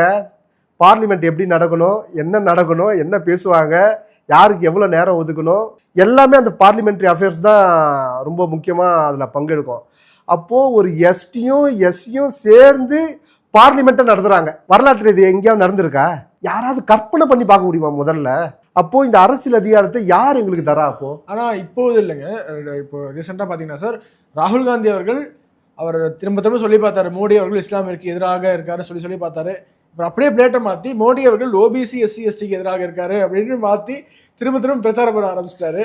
இந்த பிஜேபி கவர்மெண்ட் 2014 வந்ததுலேருந்து நான் வந்து ரொம்ப ஆய்வுபூர்வமாக தலித்துகளுக்கு இவங்க என்னென்னலாம் செஞ்சுட்டு வராங்க அப்படின்னு சொல்லிட்டு நான் கூர்ந்து கவனிச்சுட்டு வரேன். நான் அதில் கடந்த வருடங்களை விட இந்த 60 வருஷம் காங்கிரஸ் ஆண்டதுல இருந்து அதில் நடுவில் ஒன்றே மட்டும் சொல்லிடுறேன், மறந்துடுவேன்றதுனால, இரட்டைமலை சீனிவாசன் முதல்ல தபால் தலை வெட்டியது வாஜ்பாய். இது யாருக்குமே தெரியாது, பல பேருக்கு தெரியாது. ஒரு பறையருக்கு முதல்ல அங்கீகாரம் கொடுத்து தபால் தலையை அகில இந்திய லெவலில் வெளியிட்டது வாஜ்பாய். பாஜக, காங்கிரஸ் இல்லை, திமுக இல்லை, இன்னும் சொல்லிட்டே போகலாம். அம்பேத்கர் பாரத ரத்னா கொடுத்து அதெல்லாம் சொல்லிட்டே போகலாம். 2014 நீங்கள் பாருங்கள், புரட்சியாளர் அம்பேத்கருக்கு இவங்க என்னென்ன செஞ்சுருக்காங்க அப்படின்னு பார்த்தீங்க அப்படின்னா, நான் 3 விஷயம் முக்கியமாக சொல்லுவேன். நான் இங்கே அம்பேத்கருடைய ஒரு இல்லம் ஒன்று இருந்தது, அலிப்பூர் ரோடில் வந்து இல்லம் இருந்தது. அந்த இல்லத்துக்கு என்ன ஸ்பெஷல் அப்படின்னு பார்த்தா, அம்பேத்கர் கடைசி அங்கே தான் உயிர் விட்டார், அந்த வீட்டில் தான் உயிர் விட்டார். அவர் வந்து ராஜ்யசபா எம்பியாக இருந்தார். அந்த வீடு தான் உயிர் விட்டு அதுக்கப்புறம் அவர் உடலை எடுத்து வந்து பம்பாயில் தாதர் நகரில் வந்து எரி விட்டாங்க. அந்த அம்பேத்கர் இறந்ததுக்கப்புறம் அது வந்து ப்ரைவேட் வாங்கிட்டாங்க அந்த இடத்த. அதுக்கு பிற்பாடு தலித் அமைப்புகள் தொடர்ந்து போராட்டம் செஞ்சாங்க, இதை வந்து நினைவு இல்லமாக ஆக்கணும் அப்படின்னு சொல்லி. ரொம்ப வருஷமாக அவங்க கிட்டத்தட்ட ஒரு 30-40 வருஷமாக அவங்க போராடிட்டு இருந்தாங்க. காங்கிரஸ் அதை கண்டுக்கவே இல்லாத, அந்த போராட்டத்தை கண்டுக்கவே இல்லை. எதுக்கு செய்யணும், அம்பேத்கருக்கு எதுக்கு செய்யணும் அப்படின்னு அவங்க முடிவு பண்ணி விட்டுட்டாங்க. முதல்ல அந்த இல்லத்தை பணம் கொடுத்து வாங்கி நினைவு சின்னமாக அறிவித்தது வாஜ்பாய். பல்வேறு போராட்டங்களுக்கு இடையில் அதை காசு கொடுத்து வாங்கி, அந்த யாருக்கு வீட்டு உரிமையாளரோ அவர்கிட்ட பணம் கொடுத்து வாங்கி அதை நினைவு இல்லமாக்கிட்டாங்க. 2002 இது நடைபெற்றது. 2004 இவருடைய ஆட்சி போயிடுச்சு, வாஜ்பாயோட ஆட்சி போயிடுச்சு. அதுக்கப்புறம் காங்கிரஸ் 10 வருஷம் இருந்தது. 2004 2014 வரைக்கும் 10 வருஷம் இருந்தது. இவங்க ஏதாவது முயற்சி எடுத்தாங்களா அதை கட்டுறதுக்கு அப்படின்னா இவங்களும் முயற்சி எடுக்கல, காங்கிரஸ் முயற்சி எடுக்கல. அப்பவும் போராட்டம் நடைபெற்று கொண்டிருந்தது இதை கட்டணும் அப்படின்னு சொல்லி. அதுக்கப்புறம் மோடி அவங்க வந்தாங்க. 2015 கிட்டத்தட்ட 200 கோடி கொடுத்து அந்த வீட்டை சீரமைச்சு இன்னைக்கு அது வந்து நினைவு இல்லமா ஆக்கியிருக்காங்க. நீங்கள் அந்த வீட்டுக்கு போய் பாருங்க, முடிஞ்சா பேசு தமிழா பேசு வந்து ஒரு வீடியோ எடுத்து போடுங்க. நீங்கள் உள்ளே போனீங்கன்னா இந்த மயிர் கூச்செறியும் சொல்லுவாங்களா, அந்த மாதிரி இருக்கும் உங்களுக்கு. அவ்வளவு தத்ரூபமாக அம்பேத்கரை வந்து வடிவமைச்சு அங்கே பண்ணியிருக்காங்க. அங்கே நீங்கள் இங்கே இருக்கிற அம்பேத்கருடைய நினைவில் போய் வைக்கிறீங்களா, நீங்கள் போயிட்டு வாங்க, அங்கேயும் போயிட்டு வாங்க. இங்கே போயிட்டு வந்தீங்கன்னா ஏன்டா போகணும்னு இருக்கும் உங்களுக்கு. அங்கே போனீங்கன்னா உள்ளேருந்து நீங்கள் வெளில வர மாட்டீங்க, அங்கேயே இருக்கணும் போல் உங்களுக்கு தோணும் உங்களுக்கு. அந்த அளவுக்கு வந்து அதை வந்து மாடிஃபை பண்ணி ரொம்ப அட்வான்ஸாக பண்ணியிருக்காங்க, அம்பேத்கர் பேசுகிற மாதிரி. அதுக்கப்புறம் அது உள்ளே போனீங்கன்னா அம்பேத்கரோட புக்ஸை நீங்கள் படிக்கலாம், எல்லாமே வச்சுருக்காங்க. அங்கே அம்பேத்கர் உட்கார்ந்துருக்க மாதிரி தியானம் பண்ணுறதுக்கு ஒரு தனி மண்டபம், இந்த மாதிரி பெரிய அளவில் அதை பண்ணியிருக்காங்க. அது வந்து பெரிய சாதனை நான் சொல்லுவேன் நான். ரெண்டாவது, அம்பேத்கர் இன்டர்நேஷ்னல் சென்டர் ஒன்று ஆரம்பிச்சிருக்காங்க. அது நான் முதல்ல பார்க்கும்போது எனக்கெல்லாம் வந்து ரொம்ப ஆச்சரியம் எனக்கெல்லாம். ஏன்னா நான் முதல் உள்ளே போகிறேன், நான் அது போல் கட்டியிருக்காங்க அப்படின்னு சொல்லி. அப்போ நான் எஸ்சிஎன்இயோட மாநில தலைவராக இருக்கேன். நான் அதை பார்க்கலான்னு சொல்லிட்டு போகிறேன், என்ன தான் பண்ணியிருக்காங்க இவங்க அப்படின்னு சொல்லி பார்க்கலான்னு போகும்போது வெளியில் பார்த்தா அம்பேத்கருடைய ஒரு கிட்டத்தட்ட ஒரு 20 அடி சிலை, அம்பேத்கர் வந்து அந்த லா புக்கை வச்சுட்டு நின்றுட்டு இருப்பார் அவர். அது எல்லா மாநிலத்திலும் இருக்கிற சிலை தான். அதுக்கப்புறம் நான் உள்ள என்ட்ரன்ஸில் உள்ளே போகும்போது எனக்கு கண்ணிலேருந்து தண்ணி வந்துருச்சு. எனக்கு நான் வந்து அன்னைக்கு மோடி இருந்தார் அப்படின்னா அவரை நான் கட்டி பிடிச்சி எழுதிருப்பேன் நான். ஏன் அப்படின்னு சொன்னால், அந்த ஹால் நடுவில் அம்பேத்கருடைய உருவம் வந்து கிட்டத்தட்ட ஒரு 30 அடி 40 அடி ஹைட்டில் அவங்க வடிவமைச்சிருக்காங்க. எப்படி வடிவமைச்சிருக்காங்க அப்படின்னா, அம்பேத்கர் கால் மேலே காலை போட்டு இப்படி இருக்கார். எவ்வளோ ஹைட் அப்படின்னா யார் வந்து நின்னாலும் சரி இந்த காலு கீழே தான் நிற்க முடியும். நீங்கள் வணங்கணும் பூ போடணும் சொன்னால் காலுக்கு தான் போட முடியும் நீங்கள். அப்போ நீங்கள் பாருங்கள், இதை வந்து இந்தியாவில் இருக்கிற எந்த தலித்தும் இந்த மாதிரி சிலையை கற்பனை கூட பண்ணதில்லை. நீங்கள் தமிழ்நாட்டில் அம்பேத்கருடைய சிலைகள் எல்லாம் சிறையில் இருக்குது, தெரியும் இல்லையா? கூண்டுக்குள்ள வச்சுருப்பாங்க. சிறைங்க, கூண்டு இல்லை, சிறையில் இருக்கார் அவர். தமிழ்நாட்டில் அம்பேத்கர் சிறையில் இருக்கார். நான் இந்தியா முழுக்க நான் ட்ராவல் பண்ணியிருக்கேங்க, ஒரு இடத்துல கூட அம்பேத்கர் சிறையில் இல்லை, சுதந்திரமாக இருக்கார். ஆனால் தமிழ்நாட்டில் இந்த திராவிட இயக்கங்கள் ஆட்சியில் தான் இன்னைக்கு வரைக்குமே அம்பேத்கர் சிறையில் இருக்கார். இதுக்கு தான் என்ன சொல்றாங்க, எங்களால் பாதுகாப்பு கொடுக்க முடியல அப்படின்னு சொல்றாங்க சார். அது யாரோட தோல்வி அது? அதாவது பாதுகாப்பு கொடுக்க முடியல அப்படின்னா, தமிழ்நாட்டு மக்களை விட மற்ற மாநிலங்களில் இருக்கிற மக்களுக்கு ஜாதி வெறி அதிகம் உண்டா இல்லையா? நீங்கள் யூபி எடுத்துங்க, பீகார் எடுத்துங்க, இந்த சாதி வெறி என்பது அங்கெல்லாம் அதிகம். இதை நான் சொல்லலை, இந்த ஸ்டேட்மெண்ட்டு நான் சொல்லலை, திராவிட இயக்கங்கள் தான் சொல்லுது. பெரியார் வந்தார், சாதியை ஒழிச்சிட்டாரு, மற்ற மாநிலங்களில் இல்லை, அவங்க சாதி வெறி பிடிச்ச ஆட்களாக இருக்காங்க. பெரியார் மண்ணு, சாதி வெறி இங்கே எடுபடாது, உங்கள் சாதி வெறி எடுபடாது, பாத்தியா பேருக்கு பின்னால் எவனா சாதி வெறி இப்போ சாதியை போட்டுக்கிறானா, எல்லாருக்கும் பயம் இருக்குல்ல அப்படின்னு சொல்கிற இந்த மண்ணில் அம்பேத்கர் வந்து சிறையில் இருக்கார். கேட்டால் நீங்களே என்ன சொல்கிறீங்க, அவங்க வந்து செருப்பு மாலை போட்டுருவாங்க, உடைச்சிடுவாங்கன்னா அப்போ சாதி இருக்கா இல்லையா? ஒழிஞ்சிருச்சா? அப்போது ஒழியல, ஒழியாமல் இருக்கிறதால அவன் கல் எடுத்து அடிக்கிறான் அவன் இல்லையா? நான் என்கிட்ட ஃபோட்டோவே இருக்குது, நான் யூபியில் போயிருக்கேன். நான் அம்பேத்கர் சிலையெல்லாம் நான் பார்த்து ஃபோட்டோ எடுத்துருக்கேன், நான் போய் மாலை போட்டிருக்கேன். நான் எப்பயுமே நான் வந்து சேர்மனாக போகும்பொழுது அங்கே அம்பேத்கர் சிலை இருந்தால் மாலை போட்டு தான் என்னுடைய ரிவ்யூ மீட்டிங்கை நான் போவேன். நான் அத்தனை ஃபோட்டோ நான் எடுத்து வச்சுருக்கேன், யூபியில் மட்டுமே எடுத்து வச்சுருக்கேன், பீகாரில் எடுத்து வச்சுருக்கேன். எந்தெந்த மாநிலத்தில் எங்கெங்கே சிலை இருக்கோ அங்கெல்லாம் நான் போயிருக்கேன். நான் அங்கெல்லாம் ஒரு சுதந்திரமாக இருக்கார். இங்கே இவனுங்க இன்னும் சிறையில் பூட்டி வச்சுருக்கானுங்க இவனுங்க.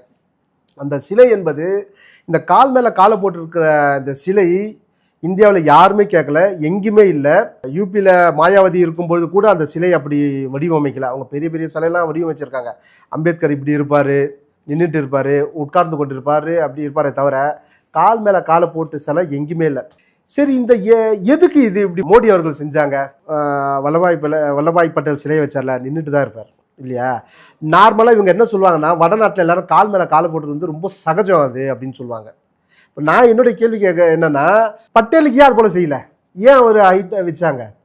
அவர் பல்வேறு சிலைகளை மோடி அவங்க தெரிஞ்சு வச்சுருக்காங்க. ஒரு சிலை கூட கால் மேலே காலை போட்டது இல்லை. நான் எடுத்து வச்சுருக்கேன். மோடி அவர்கள் எந்தெந்த சிலைகளை திறந்து வைத்திருக்காங்க என்கிட்ட இருக்குது, ஃபோட்டோஸ்லாம் இருக்குது. ஒன்று கூட கால் மேலே காலை போட்டது இல்லை. ஆனால் அம்பேத்கருக்கு மட்டும் ஏன் அதை செஞ்சாங்க? ஏனென்றால் அவர் வந்து ஒரு தேசிய தலைவர், மற்ற தலைவர்களை ஒப்பிட முடியாத அளவுக்கு தலைவர். அந்த தன்மானத்தை மீட்டெடுக்கணும், இந்த சிலை மூலமாக மீட்டெடுக்கணும். இப்போ எனக்கு பார்த்தோன்னே எனக்கு வந்து ஒரு நம்ம இப்போ கூட என்னால் வந்து அதை நினச்சி கூட பார்க்க முடியலம்மா. நான் என்ன கேட்குறேன், இன்றைக்கி நீங்கள் செய்ய முடியுமா தமிழ்நாட்டில் ஒரு சிலையை கால் மேலே காலை போட்டு உட்காந்து இன்றைக்கி நீங்கள் வைங்களா பார்ப்போம்? கூண்டுக்குள்ளே இல்லாமல் நீங்கள் கூண்டுக்குள்ளேயே வைங்க, கால் மேலே காலை போட்டு வைங்களா பார்ப்போம். நீங்கள் கூண்டுக்குள்ளேயே வைங்க. நீங்கள் கூண்டுன்னே சொல்லாத, சிறைங்க அது. கூண்டு இல்லை அது, கூண்டு இல்லை அது. கூண்டுன்றது இந்த கோழிக்கு வச்சு நைட்டுக்கு மட்டும் வைக்கிறது கூண்டு. அது இது சிறை. இது சிறையில் வச்சுருக்கு இப்போது திராவிட இயக்கங்கள் அம்பேத்கரை. நீங்கள் சிறையில் கூட வைங்க, ஆனால் கால் மேலே காலை போட்டு வைங்களா பார்ப்போம். சரி, அம்பேத்கருடைய மணிமண்டபம் இங்கே இருக்குது இல்லையா, நீங்கள் நாளைக்கு வைங்க, நாங்கள் ஸ்பான்சர் பண்ணுறேன், நான் ஸ்பான்சர் பண்ணுறேன் சிலைக்கு. எவ்வளோ லட்சம் ஆனாலும் சரி, நான் என்னுடைய சமுதாய மக்கள்கிட்ட செய்து தரேன், இல்லை என்னோடய சொந்த பணத்தை தரேன். கால் மேலே காலை போட்டு நாங்களே ரெடி பண்ணி தரோம். உங்களால் வைக்க முடியுமா? இங்கே தமிழ்நாட்டில் வைக்கவே மாட்டாங்க. அவங்களுக்கு தெரியும், அந்த மாதிரி ஒரு சிலை வந்தால் இங்கே இருக்கிற தலித்துகளுக்கு ஒரு தன்னெழுச்சி உண்டாகும். ஏன் அப்படின்னு சொன்னால், இங்கே உளவியல் ரீதியாக இந்த திராவிட இயக்கங்கள் எங்களை வந்து நீங்கள் தாழ்த்தப்பட்டவங்க அப்படின்னு சொல்லி உளவியல் ரீதியாக அழுத்தி வச்சுருக்காங்க. அதுக்கு ஒரே ஒரு உதாரணம் என்ன தெரியுங்களா? பிசினா என்னன்னு சொல்லுங்கள். Backward community, backward cost. Backward cost தமிழில் என்ன? பிற்படுத்தப்பட்ட சமுதாயம். எஸ்சினா என்ன? Scheduled caste. தமிழில் என்ன? பட்டியல் சமுதாயம். ஆனால் இவங்க என்ன தெரியுமா போடுறாங்க, இன்னைக்கு வரைக்கும்ங்க தாழ்த்தப்பட்ட சமுதாயம் போடுறாங்க. புரியுது அவங்களுடைய அரசியல், இந்த திராவிட இயக்கங்களுடைய அரசியல். இதை பற்றி திராவிட தலைவர்கள் மேடையில் பேசி நான் பார்த்துருக்கேன். ஏன்னா அவங்க வந்து பட்டியலுக்குள்ள அவங்களா போகல, அவர்கள் தாழ்த்தப்பட்டார்கள் என்பதற்காக மீண்டும் மீண்டும் சொன்னால்தான் அவங்க தாழ்த்தப்பட்டவர்கள், யாரால் தாழ்த்தப்பட்டவர்கள் என்பது மக்களுக்கு புரியும்னு சொல்றாங்க. இங்க பாருங்க, இது வந்து சப்பை கட்டு தான். இது சப்பை கட்டு தான். நான் என்ன கேட்குறேன், பிசி தாழ்த்தப்பட்டவங்க இல்லையா? பிசி தாழ்த்தப்பட்டவங்களா இல்லையா? அவங்கள பொறுத்த வரைக்கும் பிராமணர் அல்லாத எல்லாருமே பிராமணர்கள் மட்டும்தான் உயர்ந்தவங்க, மற்ற அத்தனை பேருமே தாழ்த்தப்பட்டவர்கள் தானே. அப்போ அவங்களே சொல்லுங்களா நீங்கள் தாழ்த்தப்பட்டவர்கள்னு? சொல்ல மாட்டீங்களே. அப்போ அவங்களுக்கு மட்டும் ஏன் நீங்கள் அதை எக்ஸம்ஷன் இடஒதுக்கீடு கொடுத்துட்றீங்க? எங்களுக்கு மட்டும் இந்த காரணத்தை எதுக்கு சொல்கிறீங்க? நீங்கள் நாடார்கள் எடுத்துங்க, நாடார்கள் எந்த நிலைமையில் இருந்தாலும் எல்லாருக்குமே தெரியும். சொல்லுவீங்களா நீங்கள்? சொல்ல மாட்டீங்க. நீங்கள் இவங்க அந்த டிரான்ஸ்லேஷன்லேயே அவங்க தெளிவாக இருக்காங்க. அவங்க எஸ்சின்னு போட்டால் தாழ்த்தப்பட்டவர்களும் போடணும்னு இருக்காங்க. அவங்க நீ வந்து பட்டியல் சமூகத்தை சார்ந்தவர்கள் போடுங்க. நீங்கள் அந்த பேரை அங்கீகரித்தவர் புரட்சியாளர் Ambedkar. Scheduled caste federation of இந்தியான்னு பேர் வச்சிருக்காரு, இருந்தார்ல அவர் என்ன முட்டாளா? அவருக்கு தெரியாதா? அவருக்கு ஏன் அந்த பேரை வைக்கணும், scheduled caste federation of India அப்படின்னு? தாழ்த்தப்பட்டவர்கள் ஃபெடரேஷன் ஆஃப் இந்தியான்னு வச்சிருக்கலாமே அவர். ஏன்னா இந்த பூனா ஒப்பந்தத்துக்கு முன்னாடியே இந்த பேர் வந்து எல்லோராலும் ஏற்றுக்கொள்ளப்பட்டது, ஷெட்யூல்டு கேஸ்ட் அப்படின்னு சொல்லி. இது வெள்ளைக்காரன் கொடுத்த பேர் தான் இது, ஷெட்யூல்டு கேஸ்ட். அதை எல்லாருமே ஏற்றுக்கிட்டாங்க. அதனால் வந்து இந்த பெயர்லேயே இவங்களை வந்து அந்த தன்னம்பிக்கையை வந்து அவங்க அழுத்தணும் அப்படின்னு அவங்களுக்கு வந்து புரிதல் வந்து ரொம்ப அதிகம் திராவிட இயக்கத்துக்கு. ஏன்னா இவங்க எப்பவுமே மேலே வந்துடக்கூடாது அப்படின்னு சொல்லி. இப்போ நீங்கள் பாருங்கள், இந்த எம்சி ராஜா இவ்வளவு செஞ்சார், இதெல்லாம் நான் தெரிஞ்சா, என்னுடைய சந்ததி தெரிஞ்சா, நான் ஏன் வந்து பெரியாரை கொண்டாட போகிறேன்? புரியுதுங்களா? ஏன் இவங்களெல்லாம் ஒழிச்சாங்க அப்படின்னு சொல்லி ஒழிச்சு வச்சுட்டாங்க. இவர் மட்டும் தான் ஒரே பிம்பமாக இருக்க வேண்டும், ஒரே பிம்பமாக இருக்கணும், இவங்க ஈவேரா பிம்பம் இருக்கணும், அவ்வளோதான் இவங்களோட பொறுத்தவரலாம். அதனால இத்தனை தலைவர்களும் அவர் மறைத்து விட்டார்கள். சுவாமி சகஜானந்தர் எடுத்துக்கோங்க, இங்கே அவரை பற்றி ஒரு புத்தகமே எழுதிருக்கீங்க. ஆமாம், அவர் தான் வந்து தலித்துகளுக்காக பள்ளிக்கூடங்களை ஆரம்பித்தார். 1910 ஆரம்பித்தார் அவர். எந்த நீதி கட்சி வந்து 16 ஆரம்பித்தாங்க. 1912 திராவிடர் சங்கம்னு ஆரம்பிச்சிட்டாங்க. யாரெல்லாம் அதுக்கு உதவி பண்ணீங்க சொல்லுங்கள்? அந்த பள்ளிக்கு யாராவது ஒருத்தர் உதவி பண்ணியிருக்கீங்களா கேளுங்க. இல்லவே இல்லை. கடைசி வரைக்குமே சுவாமி சகஜானந்தர் அவர்கள் ஈவராவை எதிர்த்து கொண்டிருந்தார். அவரை கைது செய்யணும்னு சொல்லியிருந்தார். திராவிடர் இயக்கத்தை வந்து தடை பண்ணணும்னு சொன்னவர். அவர் காரணம் இருக்காது, அது காரணம் குறிப்பிட்டு சொல்லியிருக்காரா? ஆமாம், அவர் வந்து என்னென்னா வேதங்களை ஏற்றுக்கொள்பவர்கள் சனாதனிகளானால் நானும் ஒரு சனாதனி தான் அப்படின்னு அவருடைய ஸ்டேட்மெண்ட். அவர் வந்து இந்து மதத்தின் மீது ஆழ்ந்த பற்று கொண்டவர். அவருக்கு தெளிவான புரிதல் இருந்தது. என்ன புரிதல் இருந்ததுன்னா, இந்த தீண்டாமை என்பது சமூகத்தின் அங்கீகாரம் தவிர மதத்தின் அங்கீகாரம் இல்லை. இதை பல பேர் நம்ம இங்கே குழப்பிட்டு இருக்காங்க. இது ஏதோ இந்து மதம் வந்து தீண்டாமையை வந்து அங்கீகரித்திருக்கிறது, பார்த்தீங்களா மனு தர்மத்தில் இருக்குது அப்படின்னு சொல்கிறாங்க அவங்க. ஆனால் சனாதனம் என்பது தீண்டாமையை எதிர்ப்பது, சாதி வேறுபாடுகளை எதிர்ப்பது தான் சனாதனம். எப்படி நீங்கள் சொல்கிறீங்க அப்படின்னா, இப்போ நம்ம அல்டிமேட்டாக நம்ம யாரோட பேச்சை கேட்போம் அப்படின்னா கடவுளுடைய பேச்சை நம்ம வந்து நம்புவோம்னு அர்த்தம். ஒரு காலகட்டத்தில் இங்கே இருக்கிற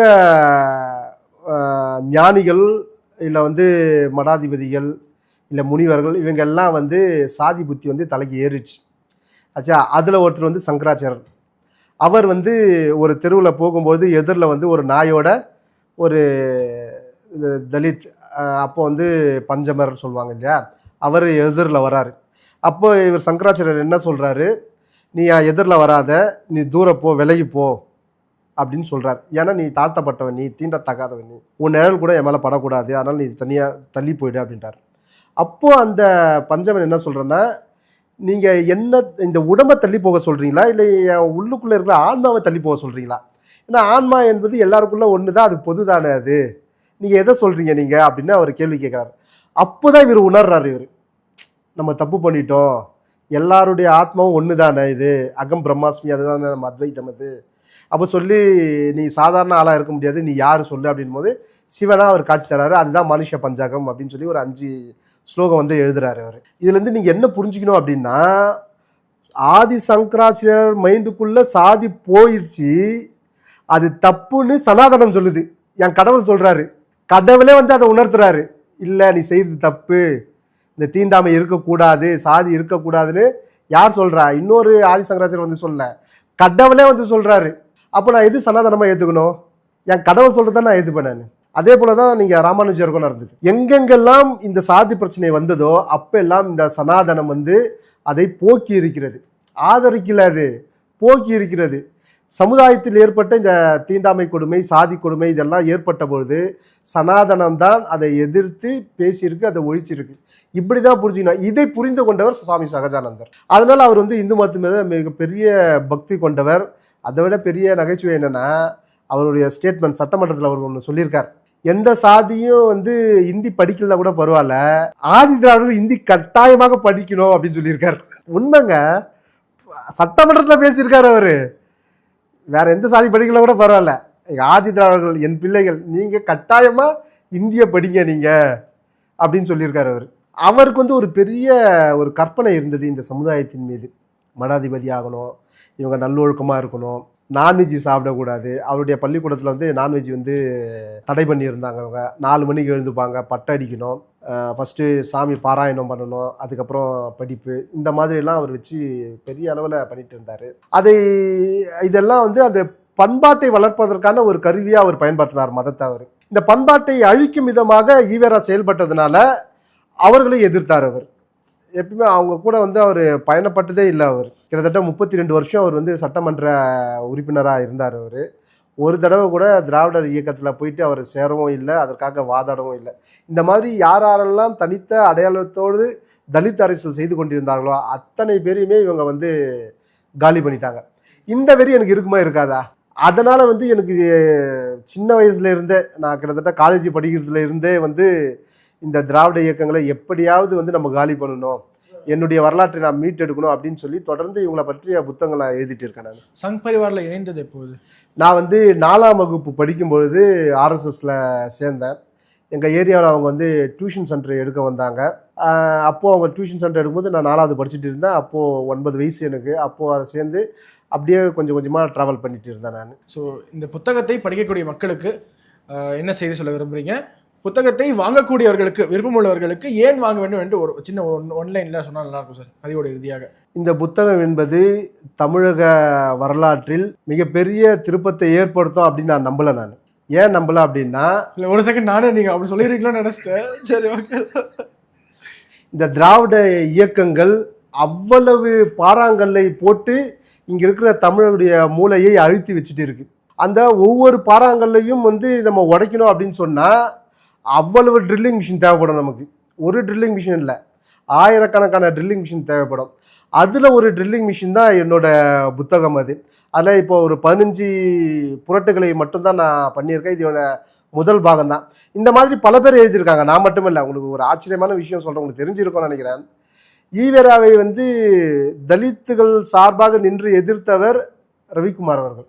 இன்னைக்கு விசிகாவோட பொதுச் செயலாளர் இருக்கார் இல்லையா, கடுமையாக எதிர்த்தவர், ரொம்ப கடுமையாக. எந்த அளவுக்கு கடுமையாக அப்படின்னு சொன்னால், ஈவேரா ஒரு பொம்பளை பொறுக்கி அப்படின்னு எழுதியிருக்கார் ரவிக்குமார். விழுப்புரம் எம்பி தான் சொல்றீங்க? விழுப்புரம் எம்பி தான் சொல்றேன், விழுப்புரம் எம்பி தான். அவர் ஒரு பொம்பளை பொறுக்கின்ற அளவில் அவர் எழுதியிருக்காரு. அது நீங்க பாத்துங்க, அந்த அளவுக்கு அவர் எழுதியிருக்காரு. அவரும் ஒரு ட்ரில்லிங் மிஷின் வச்சு உடைக்க பார்த்தாரு. ஆனால் அந்த அவருக்கு தனிப்பட்ட விருப்பு வெறுப்பின் காரணமாக இன்னைக்கு அதை செய்ய முடியாம இருக்காரு அவரு. இந்த மாதிரி பல பேர் இப்போ எழுதுறதுக்கான ஆதாரம் இன்றளவும் இருக்கு அவங்கள்ட்ட, என்கிட்ட இருக்கு. நீங்க காலச்சுவடுல ஈவேராவை பற்றி ஒரு 150வது சிறப்பு இதழ்னு நினைக்கிறேன், 125 150 தெரியல, அந்த இதில் அவர் ஒரு கட்டுரை எழுதியிருக்கார் ஈவேராவை பற்றி.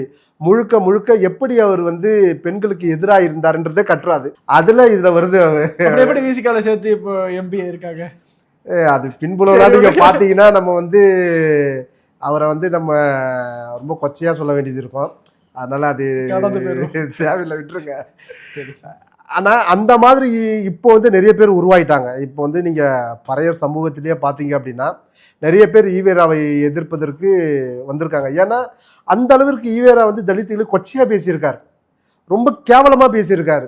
ஒரு இடத்துல என்ன பேசியிருக்காரு அப்படின்னா, இன்னைக்கு இவங்க 25% இடம் கேட்குறாங்க, இவங்களுக்கு கொடுத்தா கூட இவங்க முன்னேற மாட்டானுங்க அப்படின்னா என்ன அர்த்தம்? இவங்களுக்கு அறிவு இல்லை, கொடுத்தா கூட இவங்க முன்னேற மாட்டான் அப்படின்னு அர்த்தம். அது அந்த மாதிரி ரொம்ப கொச்சையாலாம் பேசியிருக்காரு அவர். அதனால் நீங்கள் இதெல்லாம் விட்டுருங்க. திராவிட இயக்கத்திலிருந்து வளர்ந்து வந்த ஒரு தலித் ஆளுமை அப்படின்னா யாரை சொல்லுவீங்க நீங்கள்? டக்குனு ஒரு பேர் வரமாட்டேங்க சார். இப்போ ஆராசா இருக்காரு. ஆராசா ஸ்டாலின் பக்கத்திலே உட்கார முடியாதுங்க. என்னங்க நீங்கள் பேசுறீங்க? தெரியும் இல்லையா ஆராசா? வீடியோவில் பார்த்துருக்கேன். ஆமாம், பக்கத்தில். அதாவது ஆளுமைனா என்னன்னா, இல்லைங்க நான் அடுத்து திமுக தலைவருக்கு நான் போட்டி போட போகிறேங்க அப்படின்னு சொல்லணும். அவர் திமுக தான் சொல்லிடுவார் அவர். அந்த குடும்பம் மட்டும்தான் அவர் குடும்பம். ஓகே, சொல்வதற்கான தைரியம் இருக்கா ராசாக்கு? அப்புறம் என்ன நீங்கள் அவர் ஆளுமைன்றீங்க? நீங்கள் துணை பொதுச் செயலாளர் சம்திங் அந்த மாதிரி பொறுப்பு கொடுத்தாங்க. ஆளுமைன்றது அவங்க போட்டாங்க நான் வாங்கிட்டேன் அப்படின்றது இல்லை ஆளுமை. எனக்கும் அதில் உரிமை இருக்குது. ஏன்னா நான் பாடுபட்டிருக்கேன், திமுகவுக்கு நான் பாடுபட்டிருக்கேன், நான் உழைச்சிருக்கேன். அது ஜனநாயக கட்சி தானே சொல்கிறீங்க. அதனால் மாநில தலைவருக்கு நானும் போட்டி போடுறதுக்கு தயார் அப்படின்னு சொல்லுங்களேன். அதுதானே ஆளுமை. அப்படி இல்லைன்னா என்ன, நீங்கள் என்ன வேணா போடுங்க, பிச்சைன்னு சொல்ல அந்த இடத்துல சொல்ல நான் சொல்ல மாட்டேன். நீங்கள் என்ன போடுங்க நான் வாங்கிக்கிறேன். நாங்கள் அவங்கள மாதிரி பிச்சை சொல்ல மாட்டோம். அவங்க தான் அதே போல் நீங்கள் பாருங்கள், இவங்களுடைய மனநிலை எப்படி இருக்குன்னா, நீங்கள் சொன்னதெல்லாம் டக்குன்னு ஞாபகம் வருது.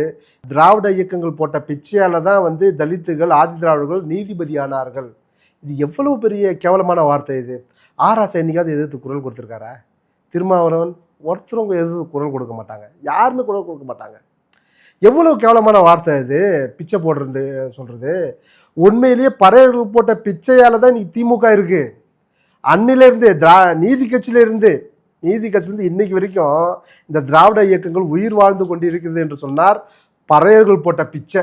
நீங்கள் வரலாற்றை எடுத்து பாருங்க, நாங்கள் போட்ட பிச்சை அது. ஆனால் இன்றைக்கி அப்படியே அவன் மாற்றி சொல்கிறான். அதில் கூட நான் என்னுடைய இந்த வரலாற்று புரட்டுகளில் அதை நான் சேர்த்துருக்கேன். நான் வரதராஜன் என்பவரை பற்றி தான் அதை பேசுகிறாங்க. அவர் எப்படி நீதிபதி ஆனார் அப்படின்னு சொல்லி நான் விரிவாக எழுதியிருக்கேன். அதுக்கும் திராவிட கட்சிக்கு சம்மந்தமே இல்லை. அதையும் அந்த 15 கேள்வியில் ஒரு கேள்வியாக நான் சேர்த்துருக்கேன். நான் இந்த மாதிரி ஒரு மென்டாலிட்டியான ஒரு திராவிட இயக்கங்கள் தான் பல்வேறு புரட்டுகளை சொல்லி எல்லா மக்களையும், எல்லா தரப்பு மக்களையும் ஏமாற்றிருக்கு. அந்த நீங்கள் ஏமாறாதீங்க அப்படின்னு சொல்கிறது இந்த ஒரு புக்கு இப்போ ஒரு ஆரம்பமாக இருக்குது. அதனால் இது ஃபஸ்ட்டு பாகம் தான், இன்னும் நிறைய பாகம் வரும். உங்களுடைய புத்தகம் மிகப்பெரிய தாக்கத்தை ஏற்படுத்துவது எங்களுடைய வாழ்த்துக்கள் சார். ரொம்ப நன்றி. இந்த மாதிரி ஒரு புத்தகத்தை எழுதி இந்த நரேட்டிவுக்கு வலு சேர்த்ததுக்கு ரொம்ப நன்றி. எங்களுடைய அரங்கத்திற்கு உங்களுடைய புறா நேரத்தை செலவிட்டது இப்போ கேட்டேன் சார். ரொம்ப நன்றிங்க சார்.